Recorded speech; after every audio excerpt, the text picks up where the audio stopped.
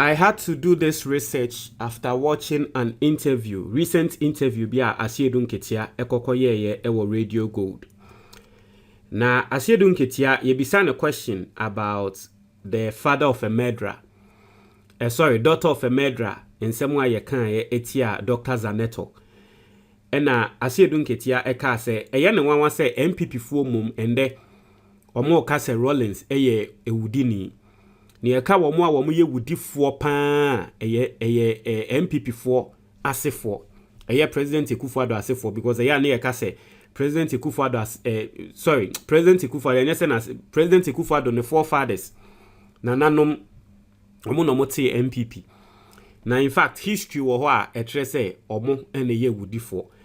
Nti e ho na Aseidu Nketia ka se Ghana fo ni na enko readi eye the Chebi murder case. Okay, Aseidu Nketia nsem a wokan no se Ghana fo ni na enko readi case bi a ye friend the Chebi murder case.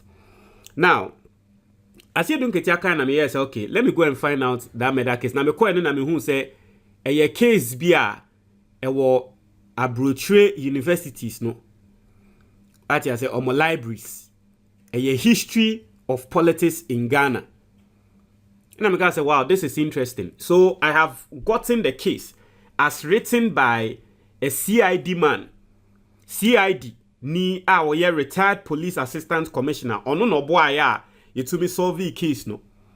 Inti me be read CID ni no case no the see se ni omo ye ya wo mo che eye encrophobia yesusu se wo mo ye President Akufo Addo enananom ye bom ti oku omo because omo ekochi obi eku no. Inti Chebi ritual case, I am bringing you the story. Inti Aseidu Nketia say se wokote se MPP ni ka tre o se NDC fo ana Rollins ye wudini a fasa case we na magana fo hu ne se ye ken wudifo a ye MPP fo omo forefathers in the year wudifo. Now let's read the case. I say according to ACP Mr. Nyama, Mr. Nyama no ono no ye retired police officer no or ye CID man no. Nti I say according to ACP Mr. Nyama, the climax of the week-long. Now, anyway, it was a book, and so let me just read the beginning and then you understand. I say, in the 1990s, a wizard of a CID man. Into say in the 1990s, CID papebia ye kan wo ye be bonsam. Once ye ka so be ye be bonsam and actually say wa ben say your ye ya wo to me find a story because na ye wudi sem bia ni ye nim. Seni omo ye ya wo mu kum nipa kro no bebi omo de ni ko sie no seni asa CID man ni ekoko fine nipa kro ni mu no kra no ntia no mo ka se oye be bonsam no. Into say in the 1990s, a wizard of a CID man, retired police assistant commissioner H.A. Nyama, painstakingly wrote a very detailed account of the story, complete with pictures, and published it as a book, The Chebi Murder Case. Inti eye book a ewo ho retired CID ni or find a story no watro ni hu book na book ni din eye The Chebi Murder Case. Or say it is in this book which has served as the raw material for playwright Gloria Yati, with over 100 scripts to her credit, to come out with her latest sensation, true life story entitled Where is the Chief? Inti enambook we sunti ama obikra edi aye acting acting no watu ni din Where is the Chief? Now yen konsem ni mu. According to ACP Mr. Nyama, the climax of the week-long funeral of the late Ochihene Nanase Ofoyata I was set for Sunday, 27th February 1944. The last rite, marking the end of the funeral, was the celebration of the Wurempe custom, which was the act of blackening the stool of the late chief, formally making him an ancestor in the line of kings. Inti President Akufo Addo omo nana bia ne yefe no Nanase Ofoyata the first ofrimu iti ni ebeye na yie eye ani asete no 27th February 1944 na sa time no se ohene pombi ewusa na ekonwa no otena so no ye de ntoma tuntum ebefa ho nti eno no betre say sa wo hene pon na wewu no yama na ba bedane eye wakwa nananom eho wa bedane ancestor nti eno no eye custom e wo say wo moye. Now I say in the past this rite was nationwide, performed with slaughtering a human being and using his blood to purify the stew. Inti tete no eya na sa amamre we di omo ye ene say ohini ni wusa na wo kum nipa ati ase no mu di ni moja egu ekonwa ne ho because omo susu say ebeti ekonwa. You see, and this is one of the things in tia nan say ya nan crofo ka say ne Kristo somba e na aba be say nananom yenko back to nananom ye nananom som a ya na emesre because ye nananom som no bibi ketu bi e be kum nipa o bibi ketu bi ne ekum nipa ne di ni moja ye see ye pese ye purify tie ya omo ano mo ka say Kristo soma ba be say yen aba be say yen yenko nananom no eto de bi e ya na san crofo no mo ho ye mesre kakra because nananom som ne de nti omo kire say sa time no na wo hene pon ewu a ye pese ye purify on hene pon no ye si wewu nti ye pese ye purify e ho na ye kum nipa ne ye di nipa ko no moja ye den aye nti ye si e ho na ye say in the evening of Saturday 26th February 1944 all the principal players in the stew and the stew blackening ritual assembled for final preparations. Ntansa no be ye no empenyifo ne ahemfo because ohini oye ohene pon kese a akwa yese sebe otumfo a ohene bebre ehye nase inti no ahemfo a ehye nase ni na no say omoba beye meeting no mu decided the omo beye. It was say the question was which human being's blood was to be used for the ceremony. Present was Nana Achia Mensah, chief of Apega and traditionally commander of the Ochihinis royal bodyguard. Inti omokoye meeting no mubisa say nipa ben ni yebechi no ni eku no ni ede ni moja aye amamre we ye wose ye yi.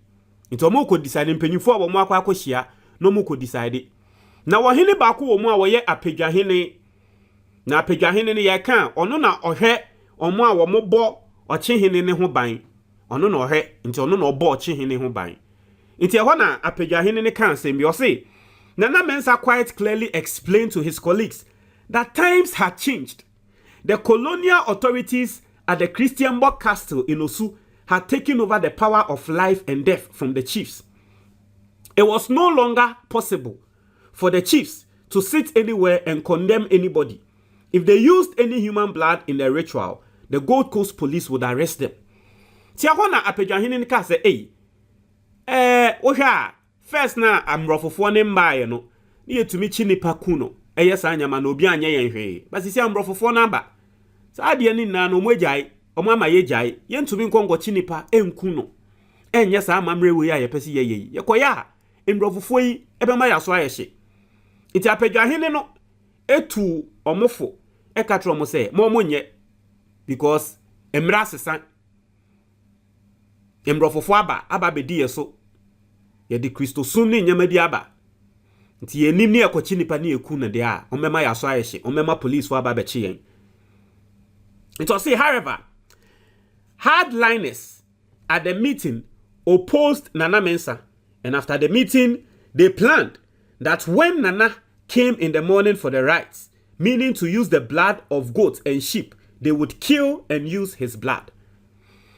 Inti ahemfo na ewo ho no ahemfo na ewo ho ni bi senya ye ka no President Akufo Addo any omo way omo nana no ne omo ye can say anyway ahemfo na ewo ho no eno mu decide say apedwahene we nsem a walking because apedwahene na kasa sisi a na ye use odwan ati asia aponche wo odwan wo ho eni kwansi ebeku nipa nti ahemfo na ewo ho no e ka say apedwahene nti omo kasa okay o de ase ye decide ye nti yenko ochina ni asanso aba be ye meeting na ansa na ye decide de ye be ye nti apedwahene ne koye ono de ofi say ye meeting na ye na ye kofie nti apedwahene ne koye no eno mo a omo kaaye no omo ye omo ankasa separate meeting eno mo decide say semi apedwahene no wo ka che nzema ye nkum nipa no ye nkum ono anefo ono nye to omo ni na aba be decide ye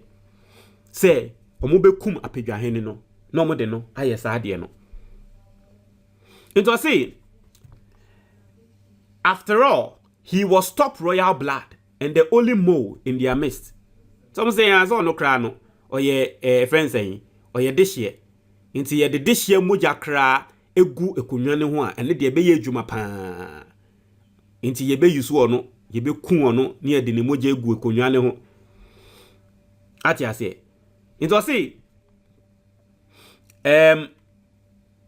so after the story, I say, are you trying to tell me no one contacted JB Danquah, who was also in town for the funeral, over such a fundamental issue of law, which had resulted in an unprecedented impasse at a meeting of the Council of Elders of the Achim Ebuakwa, to which he had been and continued to be his Attorney General for the previous 16 years without a single break? What did JB Danquah tell them? If he did not disagree with Achia Mensah's legal opinions on the subject of human sacrifice, do we have any records anywhere that we see Danquah specifically condemning this barbaric act that any lizard knew was going on in the Gold Coast? Now, baby, I de JB Danquah, I say we a founding member of MPP and no hunti ye de neka ho say wono no ye wudini and say sa time no sa ahemfu ya omo ehia wo mo ye meeting ono na no ye omo lawyer sa time no so no na wakokrum yesusu say ahemfu ni ye meeting bia na omo lawyer no ejinem bi oye JB Danquah ono so jinem e kan sem no ono so ye de hye pa wono so aye ochehene na wewu no waye ochehene ne lawyer for over 16 years wono so ni mamamre wofoa amamre ne so inti inkrofo raise issue say dabi say ye kwa kwache apejahene no, because at the end of the day the see and so wo kwache apejahene no eno mukun no ito mukun apejahene no eno mutwitwa ne nam edigu bottom omutwitwa ne nketenkete digu bottom ena wo mukokko blocky eye insio emse densu river eno mututu insio ne form ho omukọ blocky insio no baabi inti na insio ne inflow eno mututu insio ne form ho eno mde body ne share ho eno mo sanso yi kwan ne na insio no ba be flow inti hu se ye kum nipa inti insio a eda ho a e flow river e flow no ye kum nipa ne ye di na esie wo insio na ase inti obie ni wa wo be hu body obie ni wo be hu se ye kum nipa de na hye ho inti na ye ka se CID ni na wo koche sa ade no ye ka se CID ni no wo ye be bonsam no, because na enye ade wo se CID ni no ohu inti sani omo ka no JB Danquah no wo krom meeting no mususu se no wase bi inti omo plan ya omo ka se wo nkoku abedwahene no omo susu se JB Danquah no ka omo plan ye ehu bi. It was see, what about the accusations that Achia Mensah, who was working as a clerk to the court, had information on Danquah's unwarranted expenditure at the expense of the Achim Ebuakwa state was going to be exposed by Nana Achia Mensah? Na sa Nana Achia Mensah pejahene na omukuno no. Aside everything else ne kra no, ni yese wo no kra no wo ye adwuma e wo court, o ye clerk e wo court. Na ni yese sa time no wenya expose bi wo JB Danquah ho a asa wo mususu se wo be expose JB Danquah. Te no kra kan bi no muka se akra we asa no kro person expose JB Danquah. Yes anso ya amamre person be ye ene enu hunti ye be kuno. Inti kuna ye kuno no na eno no kra no enye se bia eye ekonwa ne pehunti, but expose bia yesusu se wo be expose JB Danquah no e ka ho bi ene ekum saa apedwahene. Into see, the state was going to be exposed by Nana Achia Mensah after the death of his protege, Nanase Ofoyata I. Were there other factors, such as the one we read from the following thesis? This case involved a breakaway attempt on the part of two subordinate stools in the Achim Ebuakwa paramountcy that was fueled by conflict over who should control revenue accruing from diamond mining. It lasted from 1922 to 1937, when a final appeal to the Privy Council was withdrawn. For a history of this case, see Baron Holmes, Economic and Political Organizations in the Gold Coast. Into here, old books are more true. And I'm not sure maybe we can even get these books in Ghana. Say in Ghanaian libraries, no, I'm not seeing any link to these books, but in formal libraries, Stanford University and the likes. And as a books no, a war more libraries. Yeah, history no. Any Ghana, but for formal libraries. It was say, was Nana Achia Mensah singled out by Danquah in order to avoid answering for what we call today causing financial loss to the Achimeboakwa state? This time no, you see JB Danquah will cause financial loss to the Achimeboakwa state. Now the pakura nanko be exposing no, sa Nana Achia Mensah ya na woye apedwaheni. Iti ni kuna yeku ni nekra no, omo hu ne se senia meka no, JB Danquah na ne sabon ewom. So this is a rough bones take on the matter. It was possible to advance conspiratory theories about motive in the Chebi murder since the victim, Achia Mensah, was an Odikru in the Achimeboakwa state and had an intimate and potentially damaging knowledge of its internal affairs. Apart from being of suitably high status, he had been close to the Achimeboakwa stool and stool family. Some claimed his death had been made to look like a ritual murder, but that really he had been killed because he proposed to reveal irregularities in the conduct of the state's treasury in public after Furiate's first death. Rathbone, Murder and Politics in the Gold Coast. Tinkophobia throw books. What say? Oh, a people cry no person what say, I'm renting ye kuno. But the real issue behind that, let's say, no wakika say, or hinine we will be exposed JB Danquah say JB Danquah edisika. Inti anu unti ne share there kun sa so that e be look it say a ritual murder, but the real reason behind the murder no JB Danquah sika odie. Obroni bi na watro book. A book ni din Murder and Politics in the Gold Coast. Obroni ye fe no Rathbone. Ono so nsemo a wono so ka on the book ni mo no. Inti basically no that was the issue. Now, the Ama JB Danquah edin ebe mukra ne say. Mami read her. Why is it that even though it was clear from the beginning that Danquah's lackluster defense of the accused, who were his own relatives, namely Asaria Pietu, Kwame Kaja, Kweku Amwakwata, Kojo Amwakon, Kwesi Pipim, Ofori Ahene, AEB Danquah, and Owusu Achim Tenten, he will stubbornly insist on leading the case right up to the Privy Council, the final court of appeal, which ensured that they would be sentenced to death by hanging by the neck until they died. In TSC case by now, send ye chio mone say, send ye can CID ni in the investigations no, and ya encrofuni be a koye ni a pair a year in san in sefufu emomo, unse ni panso dear or bois no kasa. Ti a year I mean, JB Danquah relatives be President Akufo Addo ne relatives be omo ekokoye omo ko di sa boni no ena yekope insefufu because na investigation say ekoso ena omo ko hu say da bi nkrofo yempe insefufu bi mom je yekope insefufu ma omo no ena ye bi se bi so mo ano ana mo sha se omo kasa se hwe amrofofo no mo vi so boni ate apedwa hene de ye kuno because na apedwafo omo ate say omo hene ekwa ahemfie afi omo hene amba biom hwehwe na omo hu no nti ni bako no kokko kasae na no koye etro si apedwa hene ye kuno na omrofofo no mo hu bibia ye de na sie no mo hu ongo kan wo say he de nsunsuo no na ye kokko ye komansuo no ejae na etutu nsuo na se ene he la CID ni no ekobom mrofofo na mane and ambrofofo no kohwehwe no mo hu body no say indeed ye de na sie wo de nsunsuo na se enom koko tutu body no mo hu body no hu say omo twitwa no enom de na sie ampa tie ho na eba na eba ba chi ni pakro oye we no okasa ye no omo wo mu nyina no ye ba ba chi wo mu nyina tie se ye chi omo na JB Danquah epeja ne mu say hey obe defending nkrofo yi obe defending omo court obi ehun se nkrofo ya asem nye de na so JB Danquah se he obe defending nkrofo yi ye de nkrofo yi court ne ye free court we ne ye bu omo atia no de court we ne ye se nkrofo no mo anom aye ne de ye se JB Danquah se he ya me defending nkrofo yi. At the end of the day, those people were sentenced to death. Ye kun omo bi aban no those days no ekun san nkrofo yi bi because of bonia wo mo die, so they were found guilty. Intino say Aseidu Nketia se enkrofo bi pese eka se enkrofo ye wudifo a ye ka wo history wo te MPP party na wo history ni ewudisem ebi ni montre mo adwo comment box ni mo medase